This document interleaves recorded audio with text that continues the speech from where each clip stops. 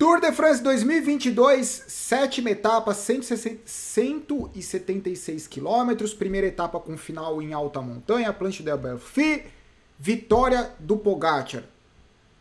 Já com a camisa amarela, amplia a diferença dos principais adversários, e é isso. Resumo do resumo, fuga formada com 10 ciclistas, os ciclistas foram sendo absorvidos pelo pelotão na última montanha, o último ciclista a ser neutralizado pelo pelotão foi o Lennart Kämna da Bora, numa tentativa excepcional de vitória de etapa, de melhorar a classificação geral, só que toda essa tentativa foi frustrada pela aceleração do Vingegaard, pelo contra-ataque do Pogačar e vitória do Pogačar. É isso, acabou. Resumo do resumo, até amanhã, tchau. Calma aí, para quem gosta daquele bate-papo, aquela coisa especial. Essa é a etapa de hoje, com apenas 3 montanhas categorizadas, mas lembrando, a última montanha, a Planche del Belfi, com trecho de gravel e com inclinação de até 25%. Uma etapa dura, considerando tudo que tem acontecido nos últimos 2 dias, é bem complicado. Para quem assistiu a etapa na íntegra, no começo, como tem sido comum, tem sido extremamente difícil formar a fuga. E até esse momento, nós não vimos nenhuma fuga de televisão. Sabe aquela fuga onde só tem os ciclistas das equipes que não têm a mínima chance de fazer nada e as equipes convidadas? Nós não tivemos essa fuga ainda. Isso mostra que o Tour de France ele está extremamente competitivo, extremamente nervoso e as equipes estão de olho na fuga. Não existe fuga de televisão nesse Tour de France, só existe quebradeira. No começo teve um momento bem engraçado que foi o Filippo Ganna tentando sair para a fuga por algum motivo estratégico da Ineos, e quem estava com ele foi o Gesca e o Filippo Ganna, nessa tentativa de abrir do pelotão, que insistia em não deixá-lo abrir, ele queria que o Gesca ajudasse. Só que é a mesma coisa que uma motinho 125 querer ajudar uma moto 1100. E daí o Filippo Ganna ficou extremamente frustrado, ainda deu um empurrão no Gesca, falou assim, vai lá sozinho. E no final das contas o Gesca, ele foi um dos caras que ficou aí nessa fuga que foi estabelecida com 10 ciclistas. O Dylan Teuns, da Bahrein Victorious, com o Lennart Kämna e o Schachmann eram os 3 ciclistas que tinham uma melhor situação. Especialmente a Bora, as atenções da fuga de 10 ciclistas estavam para o Lennart Kämna e o Schachmann, porque eram 2 ciclistas da Bora, eles tinham interesse em trabalhar para a vitória da etapa ou simplesmente para empurrar o Lennart Kämna numa melhor classificação geral, então era uma ótima configuração de fuga. Tudo isso parecia muito interessante até a última subida. Esse foi... Deixa eu voltar um pouquinho antes. Aqui, esses 10 ciclistas eles foram sendo esfarelados ao longo da última subida. O último atleta a sobreviver foi o Lennart Kämna. Quase venceu. A gente, por mais próximo que tenha aparecido, a gente precisa lembrar que a regra é o grupo principal ganhar e raramente a fuga ganha. Então por isso que quando a fuga ganha é realmente uma grande notícia. Então o Lennart Kämna, por mais próximo que tenha aparecido, no final das contas era ele contra a probabilidade de vencer, e eu acho que ele fez tudo o que tinha que fazer e foi simplesmente incrível.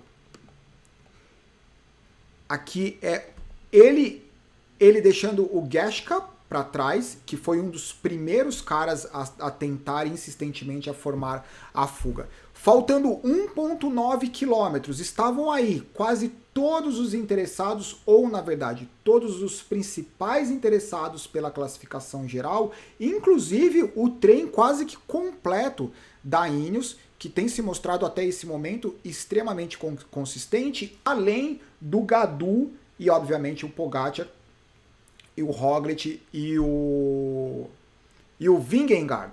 O que aconteceu, levando em consideração a inclinação, né, diferente do que a gente geralmente vê, para tirar 10, 20 segundos em 1 km com essa inclinação é super razoável numa etapa normal, 5, 10 5, 10 segundos é tempo suficiente para se manter distante do pelotão. Obviamente, numa subida dessas, 5, 10 segundos, ele se torna praticamente nada. Todo mundo de olho, todo mundo cuidando. Esse é o Lennard Kämna no trecho de gravel. E essa foi a aceleração ou o momento aonde o Pogačar abriu a aceleração. Segundos antes, o Rafał Majka, o Pogačar ainda, faltando o quê? 700 metros, o Pogačar ainda tinha o Rafał Majka na frente dele. Rafał Majka fez assim com a mão, vai Pogačar. O que eu acho dessa história? Para quem acompanha meus vídeos desde sempre, eu não gosto de liderança compartilhada. Eu, pessoalmente, não é que eu acho que... Bom, eu, pessoalmente, tenho a percepção que esses atletas, eles estão num nível de exigência e de estresse tão grande que quando você tem uma liderança compartilhada, é muito mais fácil você se permitir, mesmo que inconscientemente, passar a responsabilidade para o outro, mesmo que seja com boa intenção. Vamos imaginar que o Roglic, ele não tem a liderança compartilhada. Está tudo no ombro dele, né? E esses caras, eles são bons em carregar tudo no ombro deles. O que acontece quando você tem a liderança compartilhada como hoje?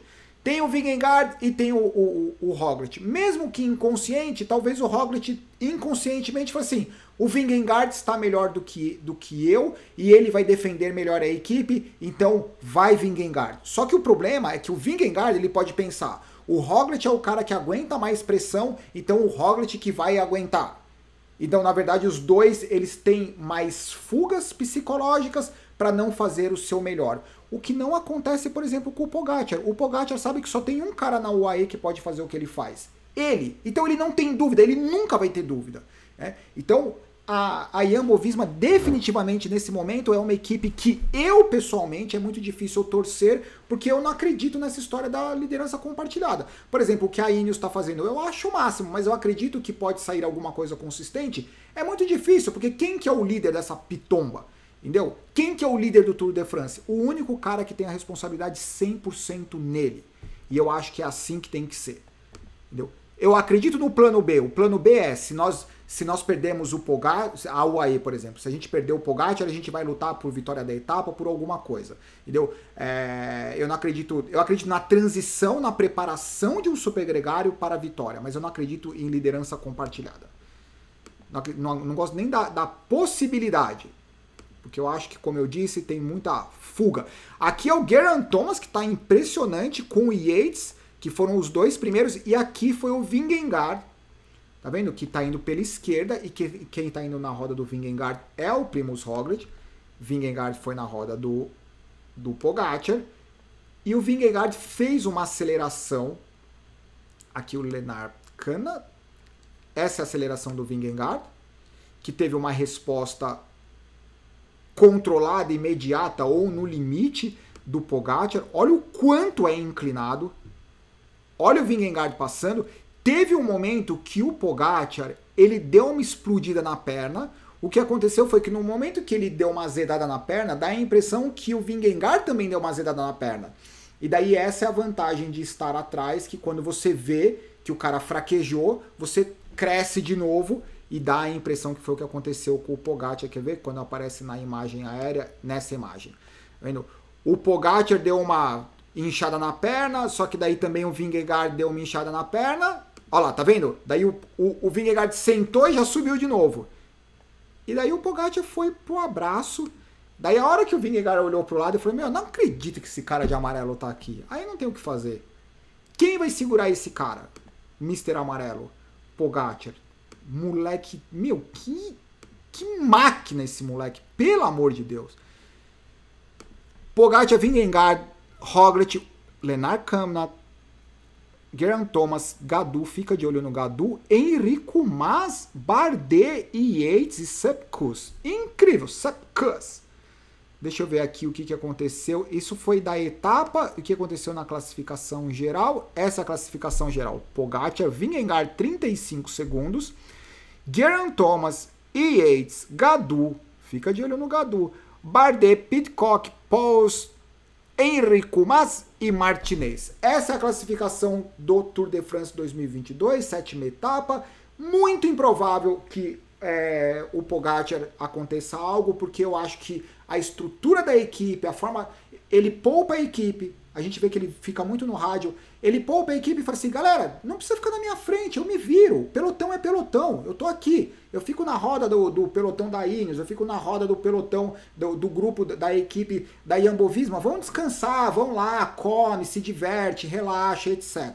Agora, num dia como hoje, em alguns momentos na 5ª etapa do Paralelepípedo, ele pega e fala assim, eu preciso, vem pra cá que hoje eu preciso, entendeu? E a equipe tá descansada o suficiente para fazer o que ele precisa, que é ganhar o Tour de France.